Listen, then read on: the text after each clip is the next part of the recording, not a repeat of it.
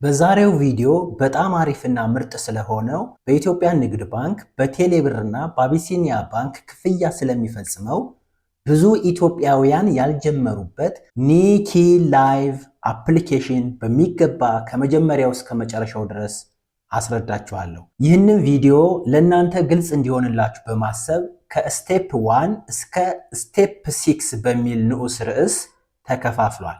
ስቴፕ 1 እንዴት አፕሊኬሽኑን እናገኝ? ስቴፕ 2 አፕሊኬሽኑ ላይ እንዴት ሎጊን አድርገን እንግባ? ስቴፕ 3 አካውንት ኢንፎርሜሽን ኤንድ ሆም ስክሪኑ ምን ይመስላል? ስቴፕ 4 ላይቭ እንዴት እንገባለን? የፊት አሻራ እንዴት እንሰጣለን? ስቴፕ 5 እዚህ አፕሊኬሽን ላይ ምን እንሰራለን? የምንሰራቸው ስራዎች ምንድን ናቸው? ስቴፕ 6 እንዴት ጓደኞቻችንን ኢንቫይት እናደርጋለን? እኛ ኢንቫይት ስናደርግ ምን ሪዋርድ እናገኛለን? የሚሉ ነገሮችን አጠቃላይ መረጃዎችን ታገኛላችሁ። በዋነኝነት አንድ አዲስ የኒኪ ላይቭ ፕላትፎርም ተጠቃሚ ማወቅ ያለበት ነገርና እንዴት ተመዝግቦ ስራዎችን መስራት እንደሚችልና ሰዎችን መጋበዝ እንደሚችል ሙሉ መረጃዎችን በዚህ ቪዲዮ ማግኘት ይችላል። ሁላችንም ይህንን ቪዲዮ ከመጀመራችን በፊት ላይክ እናደርገዋለን። ወደ ቪዲዮ። እሺ እንግዲህ አሁን ከስቴፕ 1 እንጀምራለን። ስቴፕ 1 እንዴት አፕሊኬሽኑን ማግኘት እችላለሁ ነው። አፕሊኬሽኑን የምታገኙት አንደኛ ከዚህ ቪዲዮ ዲስክሪፕሽን ስር ላይ፣ ሁለተኛ ከዚህ ቪዲዮ የኮመንት መስጫ መጀመሪያ ቦታ ላይ፣ ሶስተኛ ደግሞ እዚህ በማስቀምጠው የቴሌግራም አድራሻ ላይ ታገኙታላችሁ። እሱን ሊንክ አንድ ጊዜ ከነካችሁት በኋላ ቀጥታ አፕሊኬሽኑን ዳውንሎድ እንድታደርጉ ያዝዛችኋል። ዳውንሎድ ናው ትሉታላችሁ። አሁን ዳውንሎድ ናው ካላችሁት በኋላ አፕሊኬሽኑ ከእናንተ ስልክ ላይ ኢንስታል ይሆናል። ስቴፕ 2 አፕሊኬሽኑ ላይ እንዴት ሎጊን እናደርጋለን ነው። ዳውንሎድ ካደረጋችሁት በኋላ አፕሊኬሽኑ ይህንን ይመስላል። እንደምትመለከቱት አፕሊኬሽኑ ይህንን ነው የሚመስለው። አሁን አፕሊኬሽኑን አንድ ጊዜ እንነካዋለን።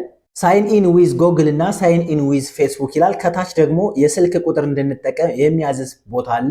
እናንተ ከሶስቱ አንዱ ምርጫችሁን አድርጋችሁ ይህንን አፕሊኬሽን መክፈት ትችላላችሁ። ነገር ግን ሪኮመንድ የማደርገው እኔ ሳይን ኢን ዊዝ ጎግል በሚለው ነው። ምክንያቱም አንዳንድ አካውንታችሁ ሎስ ልታደርጉ ትችላላችሁ፣ ሴኩሪቲ ኮዳችሁ ሊጠፋ ይችላል። ስለዚህ እነዚህን ነገሮች ሪከቨር ለማድረግ በጣም ምቹ የሆነውና አሪፍ የሆነው ጎግል ወይም ደግሞ ኢሜል አድሬሳችሁ ስለሆነ ሳይን ኢን ዊዝ ጎግል ብትሉት በጣም አሪፍ ነው ብዬ አስባለሁ። ሳይን ኢን ዊዝ ጎግል ስለው እንደምትመለከቱት ቹዝ አን አካውንት ቱ ኮንቲኒዩ ቱ ኒኪ ላይቭ ይላል። አሁን እንግዲህ የራሳችሁን የጎግል አካውንት ትመርጣላችሁ።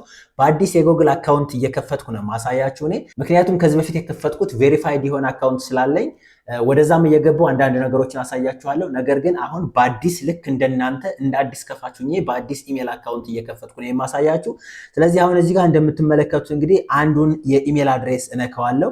አሁን እንግዲህ እኔ ኢሜልን መርጬለታለሁ። ኢምፕሩቭ ኢንፎርሜሽን ይላል። ኢምፕሩቭ ኢንፎርሜሽን የሚለው ጋር ስትገቡ ፎቶ እንድታስገቡ ይመርጣል። እንደገና ስማችሁን እንድታስቀምጡ ይመርጣል። እንዲሁም ደግሞ የልደት ቀናችሁን ከነ ዓመተ ምህረቱ እንድታስቀምጡ ይጠይቃል። አሁን እንግዲህ እዚህ ጋር ፎቶ ከፈለጋችሁ ይችን የካሜራ ምልክቷን አንድ ጊዜ ትነኳትና እዚህ ጋር ካሉ ፎቶዎች እናንተ የፈለጋችሁትን ፎቶ መምረጥ ትችላላችሁ። እኔ ግን ስላልፈለኩ ይሄን አልፈዋለሁ። ስማችሁን ደግሞ ይችን አንድ ጊዜ በመንካትና በማጥፋት የፈለጋችሁን ስም መጻፍ ትችላላችሁ። እኔ ለምሳሌ ሰብለ አልኩትኝ። ከታች የልደት ቀናችሁን አስቀምጡ ይላል። ትክክለኛውን ብታስቀምጡ አሪፍ ነው፣ በፈረንጆቹ ምንም ችግር የለውም። ብቻ ግን እዚህ ጋር 18 ዓመትና ከዛ በላይ እንዲሞላችሁ አድርጋችሁ ዓመተ ምህረቱን አስቀምጡት። ከ18 ዓመት በታች ከሆነ ግን ምንም አይቀበላችሁም። ከዛ ደን ታላችሁ። ከታች ደግሞ ጾታ ምረጡ ነው የሚለው፣ ወንድ ሴት ማለት ነው። ይህንን ፕሮፋይል ፒክቸር ስትመለከቱት አሁን ሜል ላይ ነው ያለ። ፊሜል የሚለውን አንድ ጊዜ ብነካው የሴት ፕሮፋይል ፒክቸር ይቀይርልኛል። እንደምትመለከቱት አሁን ሴት አልኩት ማለት ነው። ዘን ኔክስት ትለዋለሁ። ጀንደር ፊሜል ይላል። አፍተር ሰሚሽን ጀንደር ካኖት ቢ ሞዲፋይድ ይላል። እዚህ ጋር ጥንቃቄ ማድረግ አለባችሁ። አንድ ጊዜ ሴት ሆናችሁ ወንድ ወይም ወንድ ሆናችሁ ሴት ብላችሁ ተሰስታችሁ ከሞላችሁ ይህንን ለማስተካከል እጅግ በጣም ያስቸግራል። ስለዚህ ጥንቃቄ አድርጉ። ወንድ ከሆናችሁ ወንድ ብላችሁ ሙሉ፣ ሴት ከሆናችሁ ደግሞ ሴት ብላችሁ ሙሉ። ምንም አይነት ኤረር እዚህ ጋር አትፍጠሩ። ስለዚህ እኔ አሁን ትክክል ነኝ ደን እለዋለሁ ማለት ነው። እዚህ ጋር እንግዲህ የራሱ ፕላትፎርሙ ሪኮመንድ የሚያደርጋችሁ ነው። ምንም አይነት ነገር ማድረግ አይጠበቅባችሁም። ስኪፕ በሉት። ምክንያቱም እነዚህን የማታውቋቸውን ሰዎች ፎሎ እንድታደርጓቸው ነው ሪኮመንድ እያደረገ ያለው። እናንተ የማታውቁትን ሰው ፎሎ ከምታደርጉ በኋላ እያወቃችኋቸው ፎሎ ብታደርጓቸው ስለሚመከር እዚህ ጋር ሳይ ሃይ ኤንድ ፎሎ የሚለውን አትንኩት። ከላይ በኩል ያለችዋን ስኪፕ የምትለዋን አንድ ጊዜ እንኳን። ናይስ። አሁን እንግዲህ በሚገባ ወደ ኒኪ ላይቭ ፕላትፎርም ሆም በተን ላይ በሚገባ ገብተናል። እንግዲህ አንዳንድ ማስታወቂያዎች ምናምን ሊመጡ ይችላሉ። ኤክስ እያላችሁ ውጡ። ምንም የሚያስቸግር ነገር የለውም። እንግዲህ አሁን በዚህ አግባብ ሎጊን ወይም ደግሞ ሳይኒን አድርገን ገብተናል ማለት ነው። ሶስተኛው ስቴፕ የሚሆነው አካውንት ኢንፎርሜሽን ኤንድ ሆም ስክሪን ነው። አካውንት ኢንፎርሜሽናችን የምናገኘው እንግዲህ እንደምትመለከቱት ከታች በኩል 5 በተኖች አሉ። ላይቭ ይላል፣ ፖስት ይላል፣ ክለብ ይላል፣ ቻት ይላል፣ እንዲሁም ደግሞ ሚ ይላል። እዚህ ጋር እንግዲህ ላይቭ የሚለውን ስትነኩት ላይቭ ለመግባት የሚያገለግላችሁ ፊቸር ነው። እዚች ጋር እንደምትዩት የላይቭ ወይም የቪዲዮ ምልክቷለች። እሷን አንድ ጊዜ ትነኩና ወደ ላይቭ መግባት ትችላላችሁ። ፖስት የሚለውም እንዲሁ ኮሚኒቲ ፖስት ወይም ደግሞ የተለያዩ ነገሮችን ልታደርጉ ስለምትችሉ ልክ እንደ ሌሎች ፕላትፎርሞች ከዚህ በፊት ስንጠቀምባቸው እንደነበሩ ፕላትፎርሞች ፖስት አለው እዚህ ጋር ማለት ነው። ሌላኛው እንግዲህ ክለብ ነው። እዚህ ጋር ለየት የሚለው ክለብ የሚባል አለ። ስለዚህ ጉዳይ በሌላ አሪፍ የሆነ ቪዲዮ ይዤ እመጣለሁኝ። ነገር ግን አሁን እዚህ ጋር ጀነራል የሆነው ነገር እናንተ እዚህ ክለብ ላይ ጆይን ባደረጋችሁ ቁጥር የምታገኙት ሪዋርድ አለ፣ የምትሰሩት ነገር አለ። እሱም እንግዲህ የራሱ የሆነ መስፈርትና ህግ አለው ማለት ነው። ሌላኛው ቻት ነው። ቻት እንግዲህ እንደምታዩት ከሲስተሙ የሚመጡ ሜሴጆችን እንዲሁም ደግሞ ከተለያዩ ሰዎች ወይም ግለሰቦች በውስጥ መስመር የሚመጡ ጉዳዮችን የምታገኙበት የሜሴጅ ቦታ ነው ማለት ነው። በስተመጨረሻ እንግዲህ ሚ የሚል ነው። ሚ የሚለው ጋር እንግዲህ የራሳችሁን አካውንትና አጠቃላይ መረጃ የምታገኙበት ነው። እዚህ ጋር እንደምትመለከቱት እንግዲህ ለምሳሌ ስሙን ብትመለከቱ ሰብለ ይላል። አይዲው 69480234 ይላል። እንዲሁም ሌሎች ነገሮችም እዚሁ ጋር በዝርዝር ተቀምጧል ማለት ነው። ፎሎወር እና ፍሬንድ የሚልም አለ እዚህ ጋር። ለምሳሌ ፎሎ የሚለው እናንተ ፎሎ ያደረጋችኋቸው ሰዎች ብዛት ይቀመጣል። ፎሎወር የሚለውን ስንመለከት ደግሞ እናንተን ፎሎ ያደረጓችሁ ሰዎች ቁጥር ይቀመጣል። ፍሬንድ የሚለው ደግሞ ሁለታችሁም እናንተን ፎሎ አድርጋችሁት እሱን ፎሎ ያደረጋችሁ ጓደኛ የሆናችሁት ግለሰብ እዚህ ጋር ቁጥሩ ይቀመጣል ማለት ነው። ወደታች ወረድ ስትሉ እንግዲህ ኮይን እና ቢን የሚባል አለ፣ ወይም ደግሞ ኮይን እና ፖይንት ነው። ያው እንደተለመደው ሌላ ፕላትፎርም ላይ ኮይን የምንለው ለኤክስቼንጅ ወይም ደግሞ ሌቭላችንን ለማሳደግ የምንጠቀምበት ሜትድ ነው። ፖይንት የምንለው ደግሞ እዚህ ቢን ይባላል ማለት ነው። ስለዚህ እሱ ደግሞ ዊዝድሮዋል የምናደርገው ዶላር ወይም ደግሞ ገንዘባችን ነው ማለት ነው። እኒህ ነገሮች እንግዲህ በደንብ እየገባችሁ ስትመለከቷቸው ትረዷቸዋላችሁ። የሚያስቸግር ነገር ብዙም የለም። እዚህ ስቴፕ ላይ ከደረሳችሁ እንግዲህ እንደምትመለከቱት ከታች ኢንቫይት ፍሬንድስ የሚለው ጋር ትገቡና የምታደርጉት አንድ ወሳኝና አስገዳጅ ነገር አለ። ይህንን አንድ ጊዜ ትነኩትና ወደ ታች ወረድ ትላላችሁ። ማይ ኢንቫይትስ የሚል አለ። ማይ ኢንቫይትስ የሚለው ጋር እንደምታዩት አንድ ጊዜ ስትነኩት ላስት 3 መንዝስ ይላል። ማይ ኢንቫይተር ይልና ከታች በቢጫ ከለር አድ የሚል አለ።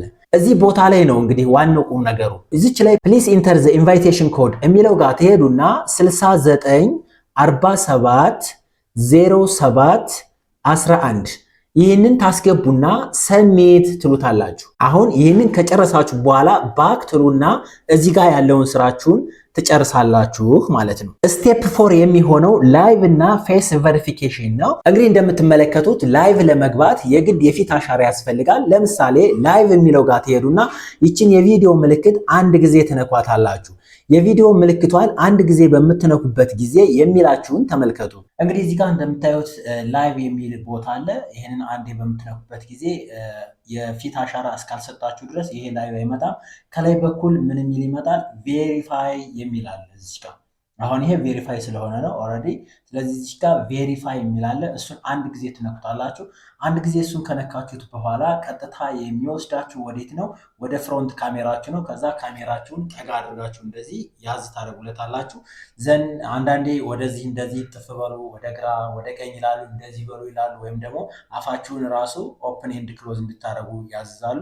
እሱን እንግዲህ እናንተ እንደ ትእዛዙ በቴክስት እንደሚጻፈው ነገር ታደርጋላችሁ ማለት ነው። ከዛ ሪቪው ተደርጎ ቬሪፋይድ ትሆኑና ቀጥታ ላይቫችሁ መክፈት ትችላላችሁ። እዚህ ጋር እንደምታዩት ሁለት አይነት ላይቭ ነው ያለ፣ ፓርቲ ላይቭ እና ላይቭ የሚባል አለ።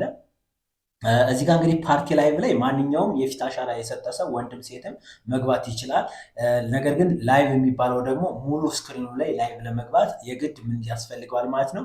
ቻርም ሌቭል 3 ላይ መድረስ ያስፈልጋል። አፕግሬድ ማድረግ፣ ኤክስቼንጅ ማድረግ ወይም መቀያየር፣ ጋምብል ማድረግ እዚህ ሌቭል ላይ እንድትደርሱ ያደርጋችኋል ማለት ነው። አሁን እንግዲህ ይህንን ካየን እዚች ጋር አንድ ነገር ላሳያችሁ። ሚ የሚለውን አንድ ጊዜ ትነኩታላችሁ። ከዛም በኋላ እንግዲህ እዚች ጋር ሴቲንግ ምልክት ትታያችኋለች። ይችን ሴቲንግ ምልክት በቀጥታ ትነኩና የምታደርጉት ነገር አለ። ዘን አካውንት ሴኩሪቲ የሚለው ላይ ትገባላችሁ። አሁን ስልክ ቁጥራችሁንና ሌሎች መረጃዎችን መሙላት ይኖርባችኋል። ስልክ ቁጥራችሁን ባይንድ አደረጋችሁት ማለት ደግሞ እናንተ ፓስወርዳችሁን በቀላሉ ማኔጅ ማድረግ ትችላላችሁ። የአካውንታችሁን ደህንነት በሚገባ ትጠብቃላችሁ ማለት ነው። ስለዚህ እዚች ጋር እንደምታዩት ፎን የምትለውን አንድ ጊዜ በመንካት የስልክ ቁጥራችሁን ታስገባላችሁ። ኢንተር ቬሪፊኬሽን ኮድ ይላል። ሴንድ ትሉትና የሚመጣላችሁ ኮድ አለ ከአፕሊኬሽኑ ላይ ማለት ነው። እዚች ቦታ ላይ የሚሴጅ ቦታው አለች አይደለ? እዚች ጋር እዚች ቻት የምትለው ቦታ ላይ የሴኩሪቲ ኮድ ይመጣላችኋል ወይም ቬሪፊኬሽን ኮድ። ስለዚህ እሷን አንድ ጊዜ ትነኩና ታስገባላችሁ። ዘንድ ሰሚት ትሉታላችሁ። ጀስት አለቀ ማለት ነው። ስልካችሁን ባይንድ አደረጋችሁ ማለት ነው። ይህንን ካደረጋችሁ እንግዲህ ቀጣዩ የሚሆነው ታስክ ነው። ታስክ ማለት ምንድነው? እዚህ ፕላትፎርም ላይ ልንሰራ የምንችለው የሚለውን ነገር እንመለከታለን። እዚህ ጋር እንግዲህ በዋነኝነት ሁለት አይነት ስራዎችን ልትሰሩ ትችላላችሁ። አንደኛው ኤጀንት ናችሁ ስራ ልትሰሩ ትችላላችሁ። ሁለተኛው ደግሞ ሆስት ናችሁ ልትሰሩ ትችላላችሁ።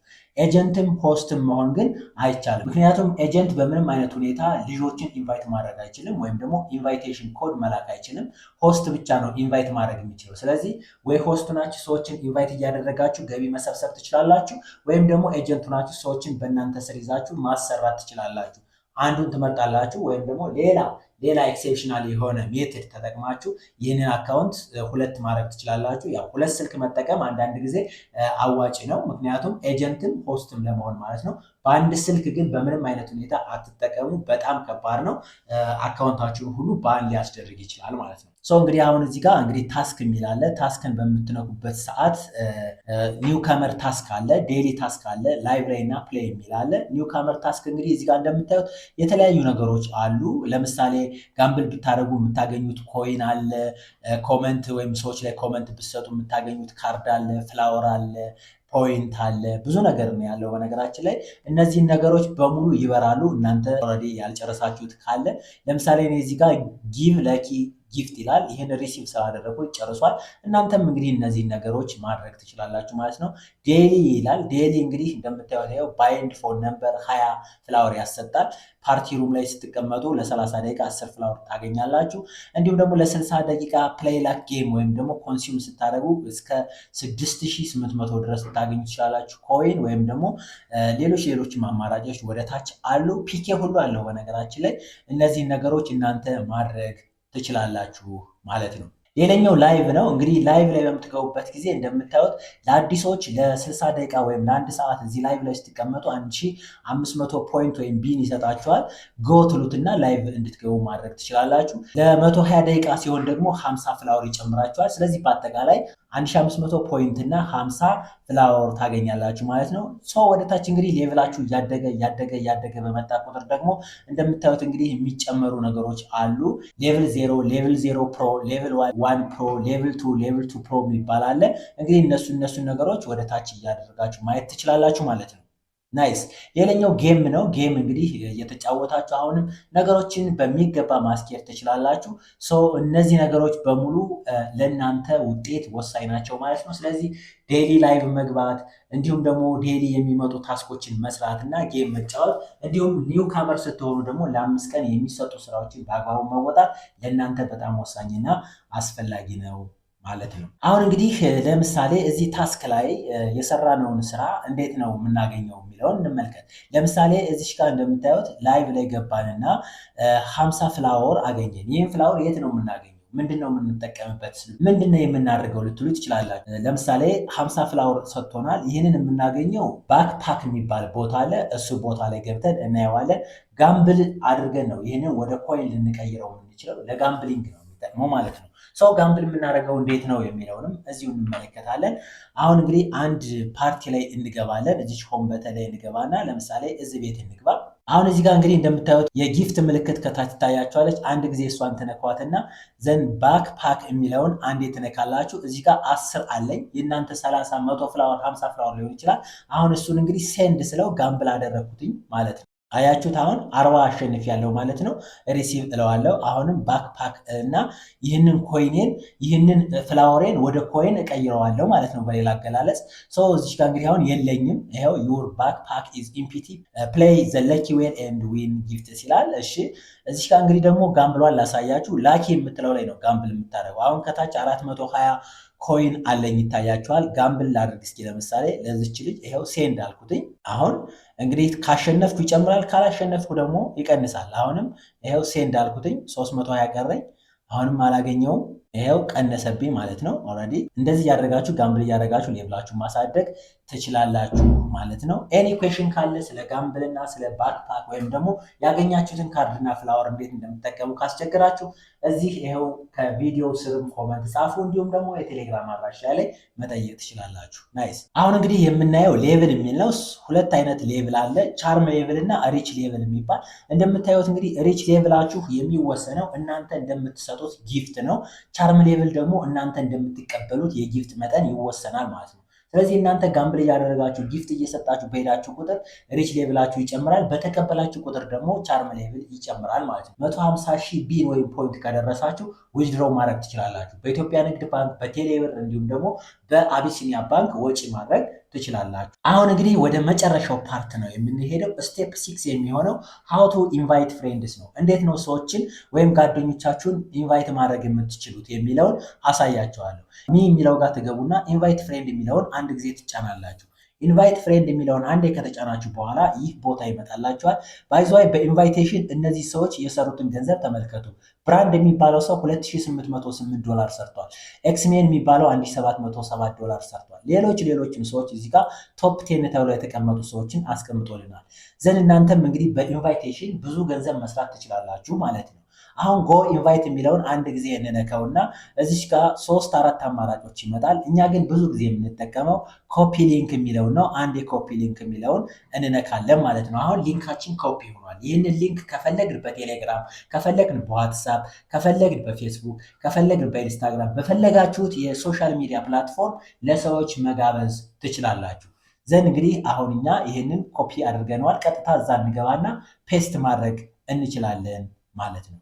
አሁን እዚሁ ጋር ሳንወጣ ኢንቫይት ፍሬንድ የሚለው ጋር ሳንወጣ እዚች ጋር ማይ ኢንቫይቴሽን ኮድ የሚላለ ይህንን ኮድ ኢንቫይት ያደረጋችኋቸው ሰዎች እንዲያስገቡት ማድረግ አለባችሁ። ለምሳሌ እስካሁን ድረስ ኢንቫይቴሽን ኮድ ያላስገባችሁ ካላችሁ እዚች ጋር ትገቡና ዝቅ ብላችሁ ማይ ኢንቫይትስ የሚለው ላይ ትገቡና በቀጥታ አሁን የምነግራችሁን ወይም ቅድም የነገርኳችሁን ኮድ ታስገባላችሁ።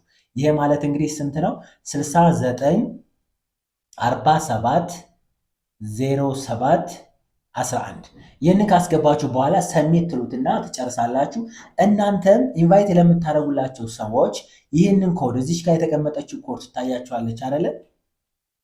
እዚች ጋር የተቀመጠችው ኮድ ይሄት 69 47 07 11 ለእናንተ ደግሞ ሌላ ኮድ ይሰጣችኋል። እሱን ኮድ ትሰጧቸውና እነሱ እዚህ ቦታ ላይ ያስገቡታል ማለት ነው። እንደዛ ከሆነ ሰክሰስፉሊ ኢንቫይት አድርጋችኋቸዋል ማለት ነው። አሁን እዚህ ጋር ስለ ኢንቫይቴሽን ሩል አንዳንድ ነገሮችን ልንገራችሁ። እናንተ ሰዎችን ኢንቫይት ስላደረጋችኋቸው ብቻ ምንም አይነት ነገር ልታገኙ አትችሉም። ስለዚህ ቀሪ ነገሮችንም መስራት ይጠበቅባችኋል ማለት ነው። ስለዚህ ህግ ላስረዳችሁ። እንደምትመለከቱት አንድ ሰው ኢንቫይት አደረጋችሁት የሚባለው በመጀመሪያ ደረጃ ኢንቫይት ፍሬንድስ ነው። ያ ማለት ሊንኩን ትልኩለታላችሁ። ያንን ሊንክ ነክቶ አፕሊኬሽኑን ዳውንሎድ ያደርገዋል። ከዛ ዳውንሎድ ካደረገው በኋላ ቀጣዩ ስቴፕ የሚሆነው የፊት አሻራ ይሰጣል። ሶስተኛው ስቴፕ የሚሆነው ላይቭ ገብቶ ፓርቲ ላይ ገብቶ ስራዎችን ያጠናቅቃል። ቀጣይ ላይ እንግዲህ ሪሲቭ አዋርድስ ነው የሚለው። ያ ማለት ሽልማታችሁን ታገኛላችሁ ማለት ነው።